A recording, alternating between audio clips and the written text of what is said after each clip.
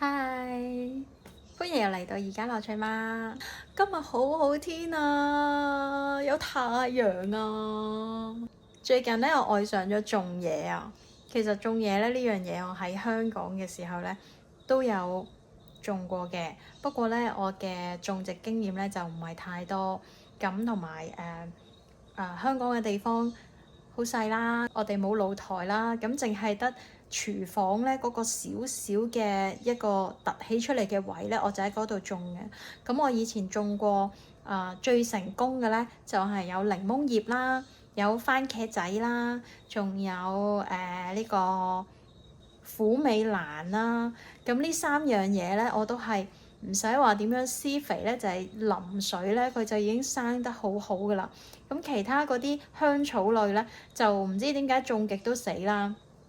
仲有香港咧嘅一人一花，一人一花咧我都種過3年嘅，咁3年咧都 OK 嘅，佢有開花嘅。不過開完花之後咧就死咗啦，咁所以所以都係好有趣嘅經驗。咁我好中意種嘢嘅原因係因為咧，我見到佢哋嗰個生命力，好中意睇佢由一粒種子慢慢發芽，跟住長大，到最後開花結果咧，係好開心嘅事嚟嘅。俾大家睇下我嘅花園先。而家每日朝頭早我第一件事咧，我就係探佢哋先。我係開個植物燈啦，同埋去探下佢哋，睇下佢哋大成點。呢一個士多啤梨苗啊，而家唔知係咪唔啱季節啦，我種咗好耐咧，佢都好細粒，好細粒。唔知點解，跟住呢個呢，就係 lupin 啊，魯冰花，佢係好靚嘅，同埋係一個完全唔怕凍嘅植物嚟嘅。多倫多呢係好多嘅，漫山遍野都係魯冰花。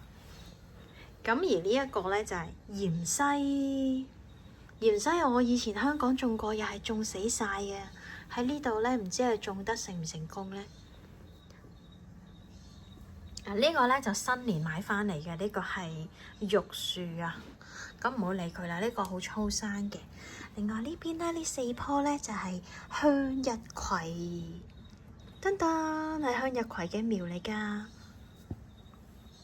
本身咧係有5粒種子噶，不過有一粒咧種下咧，唔知係咪太多水咧，佢死咗。而家得翻呢4棵咯。咁而家出邊咧都仲係氣温好凍，都係得個位數字，所以暫時唔可以將佢放出去住。咁等到4、5月咧開始温暖啲咧，就幫佢哋移去一個大啲嘅盤啦，咁就可以擺出去咯。呢個咧就係鼠尾草，鼠尾草 BB 佢係好遲先發芽嘅，但係一發芽咧都幾健康，發得幾靚。呢個咧就係香茅啊！哇！你知唔知我揾咗好耐香茅種子？我上網揾教人種香茅嘅影片呢，係全部都係咧超市買個香茅翻嚟咧，就咁插枝咧去種噶，係冇人係由種子開始種噶。咁我就我就試下啦。嗰啲種子好得意，佢好細咧，細到好似啲雜草咁樣咧，倒咗出嚟都唔知係種子嚟嘅。咁就灑上去嘅時候，其實我都有少少半信半疑，究竟種唔種得成㗎？點知咧我就見到哇，香茅發芽啦，好開心啊！而呢一個咧就係綠薄荷啊。其實佢係薄荷嘅一種嚟嘅，咁但係薄荷咧係有好多唔同嘅品種啦。呢個品種咧就係冇咁濃味嘅，係偏向清香啲嘅。咁我就試下。最後呢一個咧就係百里香。哇！百里香咧係咁多種香草入邊咧生得最快嗰個嚟㗎。佢係飆芽飆得好快，然之後咧當其他香草咧都仲係一隻芽一粒芽都未見到嘅時候咧，百里香就已經生到好高。咁我跟住將佢移去大啲嘅盤咧，佢就生到而家咁樣，好靚好靚。跟住咧就睇下我嘅室內小 garden，呢度咧有個香蜂槽。咁佢都係有少少類似薄荷科目噶啦，但係咧就係、清新嘅檸檬香，都係生得幾靚嘅。你睇下真葉已經出咗嚟啦。然後呢個薰衣草啦就種咗好耐啊，種咗成個月，但係咧佢都係好細粒咯。唔知係咪溫度唔啱咧？佢仲係一個 BB 咁樣啊。同埋咧，我育苗其實我育咗好多個，我係育咗4、3、1、12，育咗24粒，但係24粒種子咧，淨係得5、6粒發到芽咋。跟住呢個咧就係 Parsley 都係最近呢2日咧先至標芽，又係種咗成個月噶啦。後面呢一盤咧就係生菜嚟嘅，生菜啊，噔噔噔噔。其實我唔應該咁貪心啊！呢個都係生菜嚟，應該咧將佢哋咧一棵一棵咁樣咧，好似呢個杯杯咁就分開嚟種，咁佢就會生得靚啲咧，可以變成一個球體咁。但係因為咧冇咁多空間啦，咁所以咧我就而家做實驗啦。上面呢2盤咧，我就諗住種大咗咧，就不停咁剪外邊嗰塊葉嚟食。而下邊呢啲咧，我等佢種大啲咧，就種出室外，咁就變成一個波波咁。咁嗰邊咧就種緊啊，育緊呢個羽衣甘藍，但係個發芽率好似唔係好高咁啊，唔知係咪我用錯方法。而後邊呢個咧係洋甘菊嚟㗎。好快喎、標芽，3日就已經標咗芽。呢度咧種咗1個禮拜左右，哇！已經生到咧乜麻麻。咁呢棵咧就係、牛至嚟嘅 Oregano 啊，我係超市買翻嚟嘅。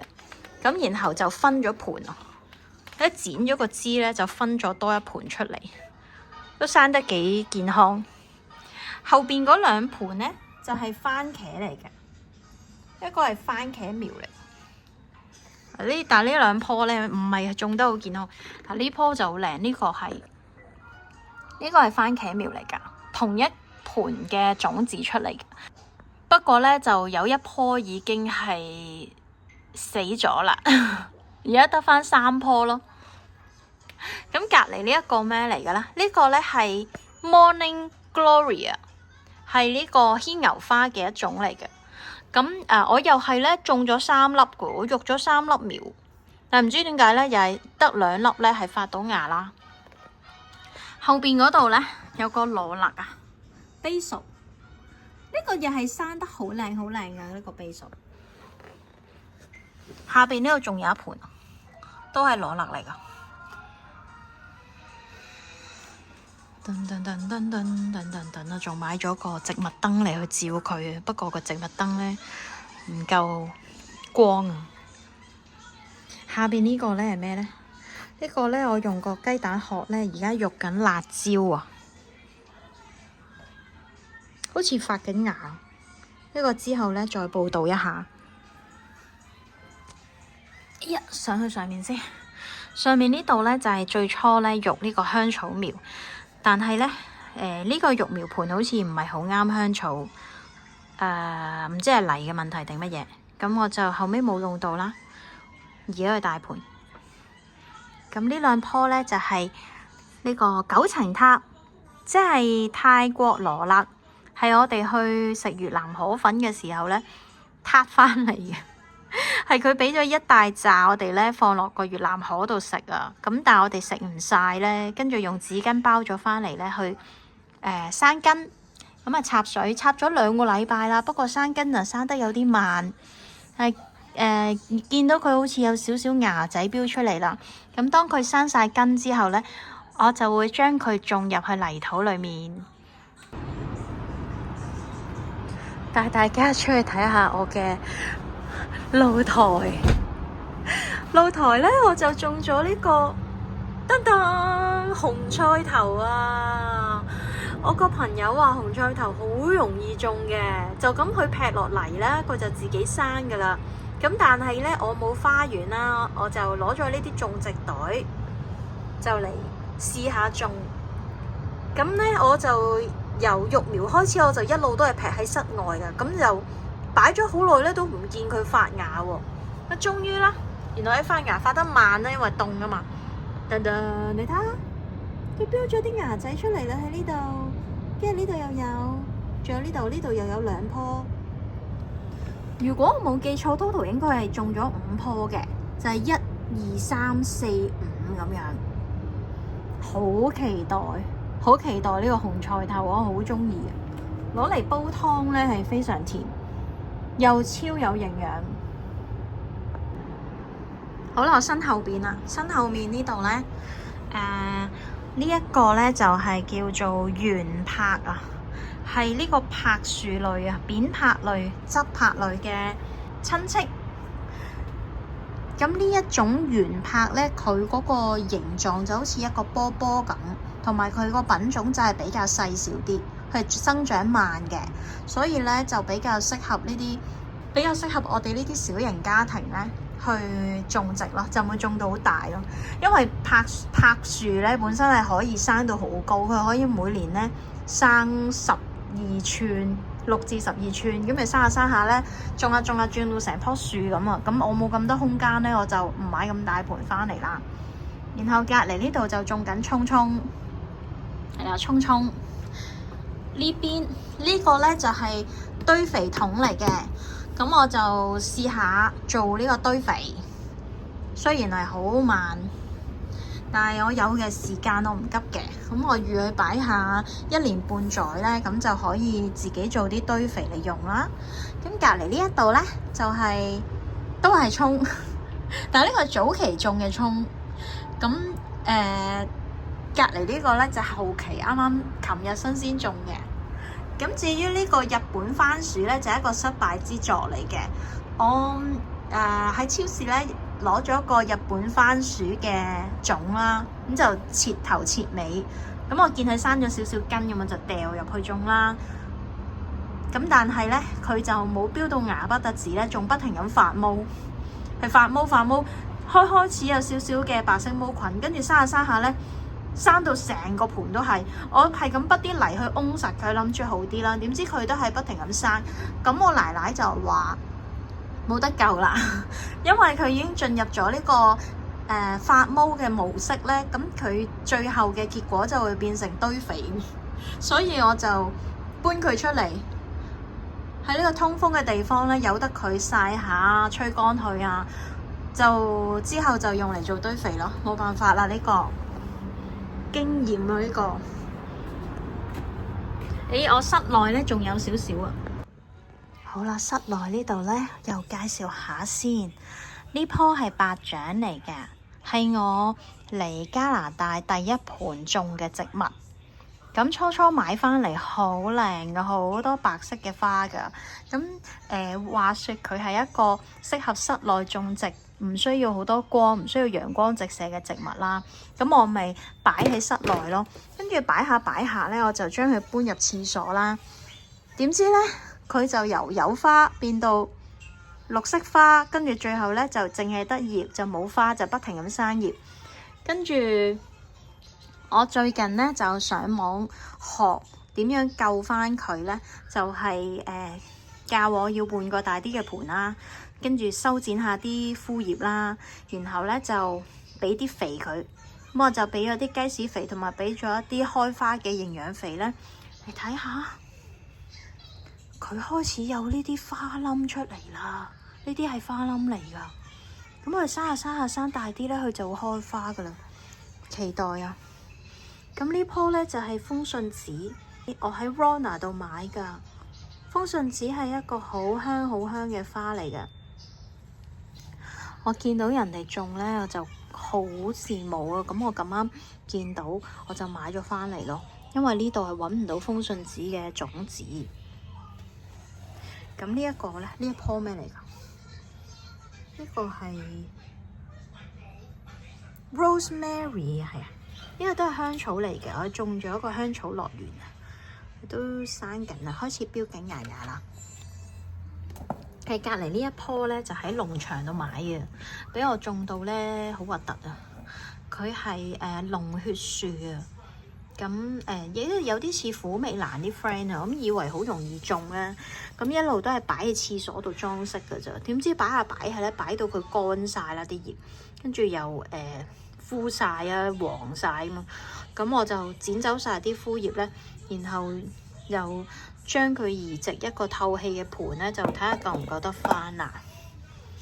咁另外呢個咧就係甜椒，甜椒係即係燈籠椒啊，而家係育苗嘅階段啊，佢係生長好慢啊，因為甜椒咧同埋隔離呢個茄子都係中意好熱嘅天氣，要好熱好多陽光噶。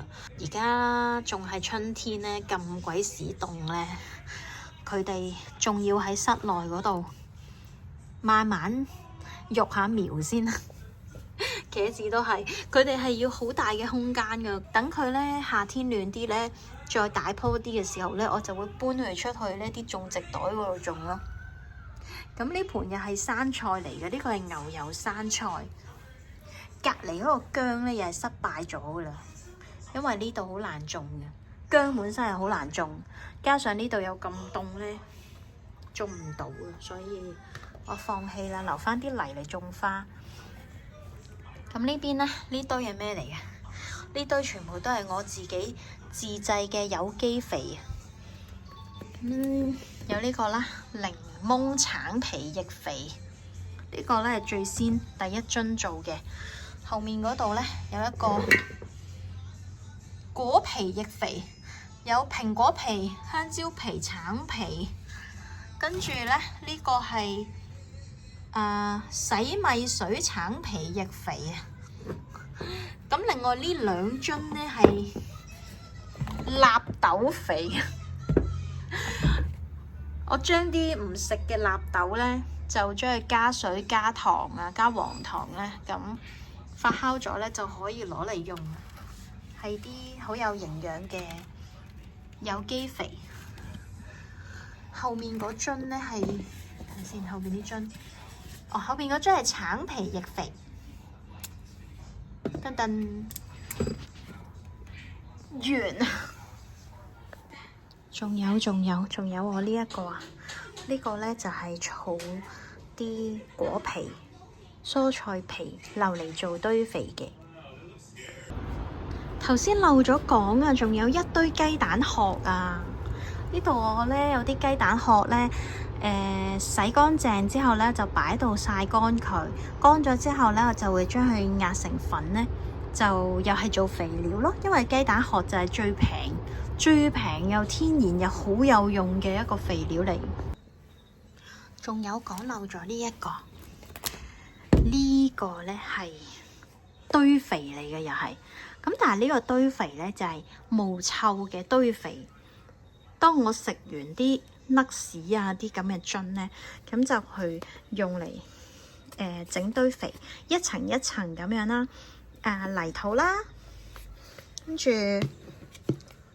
果皮啦、蔬菜皮啦，跟住再加呢個咖啡渣啦，同埋呢個雞蛋殼啦，再加一啲紙皮啊、紙碎啊，同埋一啲種過植物嘅腐土咧，咁跟住一層一層咁樣搭咧，就扭實佢，跟住最後加少少酵素啦，自己自製嗰啲有機液肥酵素咧，咁就可以閂埋個蓋咧，佢就喺入邊自己發酵噶啦。咁我就諗住咧1個月就做1罐，咁每個月都有1罐咧，下一年就可以每個月都有一啲堆肥可以用咯。通常咧如果係天氣熱嘅時候咧，應該喺出邊焗下佢，可能幾個月咧就整好噶啦。但係而家咧就仲係好凍咯，由得佢咯，冇所謂。然後咧我就想介紹下我淋花嘅器皿。呢一個咧係一個高壓嘅噴壺。咁我哋咧入咗水入去之後咧，咁樣泵泵泵泵，就可以入邊形成一個真空嘅狀態啦。跟住我哋就可以咁樣，跟住我哋咧就可以喺度撳呢個咧就係好高壓嘅，因為或者咧就撳呢個掣咧就係噴灑出嚟咯。咁我覺得咧用呢個咧係勁好用啊！用咗呢個我就冇用嗰啲傳統噴壺啊，因為好慳力啊。同埋咧你撳實個掣咧，佢就咁樣啦，就唔係好似傳統嗰啲要咁樣。哇！噴多幾嘢，噴到隻手都痛啊！仲有呢啲咧係平時咧買肉之後咧嗰啲兜兜，勁好用啊！呢啲兜咧係好用過嗰啲好用過呢啲啊，因為咧佢好實淨啦，又透明啦，同埋咧佢有啲粒粒突突嘅個底，所以咧係可以方便去水用噶。咁我育苗嘅時候咧就好方便咯，特別係用嗰啲咧方形嗰啲育苗杯咧，咁就可以排咁樣咧就好整齊啦，4個正方形配正方形。淋花嗰啲咧我都買咗好多，我買咗呢個啦，呢個係多啦 A 瑪度買嘅，咁用下覺得唔係咁好用。呢個噴壺其實好好用噶，但係好攰咯，因為噴下去擠一下咧，即係噴得好少水啊，咁我要係咁狂做呢個動作咧，先至可以去淋花，咁淋得多都好攰。咁而呢一個咧就係 Daiso 嗰度買嘅。咁又啱啱好配呢一個可樂樽咧，就可以咁樣淋一淋呢啲少少嘅植物仔咧，就可以少少水咁樣擠出嚟咯。另外就有呢個雞屎肥，呢個咧就係有機嘅易肥啦。呢個都係有機易肥，但係唔同 purpose 嘅。呢個咧就專貨種番茄嘅，呢個咧就係種啲根莖類嘅植物同埋種花。上面咧仲有呢個係冇機肥，呢個係化學嘅，有少少化學成分嘅肥料嚟嘅。咁但係因為呢一個咧都係平啲啦個價錢，同埋係以前香港都有用嗰啲類似咧係好有用嘅，咁所以我都keep 住喺度看門口。好啦，今集咧就分享完畢啦，多謝大家聽我嘅分享。當我種到有收成嘅時候咧，到時再同大家分享啦。多謝大家收睇，拜拜，下次再見，拜拜。如果你鍾意呢個 channel， 請你 like 同 subscribe 加埋個鐘仔。多謝收看。